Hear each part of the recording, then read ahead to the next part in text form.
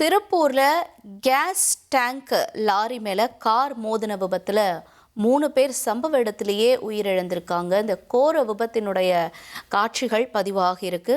விவரங்களோட செய்தியாளர் அருண் இணைஞ்சிருக்காரு, கேட்கலாம். அருண், இந்த விபத்துல சிக்கினவங்க யாருன்னு தெரிய வந்திருக்கா? என்ன நடந்ததா சொல்லப்படுது? தகவல்களை நீங்க பதிவு பண்ணலாம். வணக்கம்.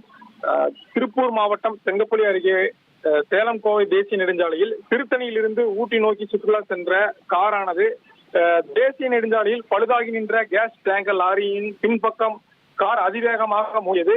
இதில் கார் மோதிய வேகத்திலேயே அதில் இருந்தவர்கள் அனைவருமே காயமுற்றனர். மேலும் இந்த வாகனத்தில் 4 ஆண்கள் 4 பெண்கள் என மொத்தம் 8 பேர் பயணம் செய்துள்ள நிலையில் இதில் சம்பவ இடத்திலேயே 2 ஆண்கள் உயிரிழந்தனர்.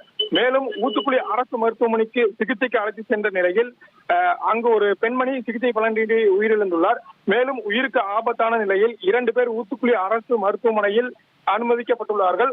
3 திருப்பூர் உள்ள தனியார் மருத்துவமனையில் அனுமதிக்கப்பட்டுள்ளார்கள். உயிரிழந்தவர்களின் உடல் ஆம்புலன்ஸ் மூலம் பெருந்துறை அரசு மருத்துவமனைக்கு பிரேத பரிசோதனைக்கு அனுப்பி வைக்கப்பட்டுள்ளது.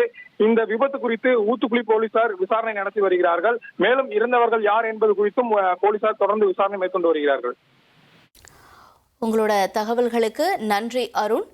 பழுதாகி நின்ற கேஸ் டேங்கர் லாரி மேல கார் மோதி 3 பேர் சம்பவ இடத்திலேயே உயிரிழந்திருக்கக்கூடிய கோர விபத்து தொடர்பான விவரங்களை செய்தியாளர் அருண் விவரிக்க நாம கேட்டோம். இனி செல்லும் இடமெல்லாம் செய்தி. தந்தி டிவியின் வாட்ஸ்அப் சேனலை ஃபாலோ பண்ணினா செல்ல இருக்கும் இடமெல்லாம் செய்தி.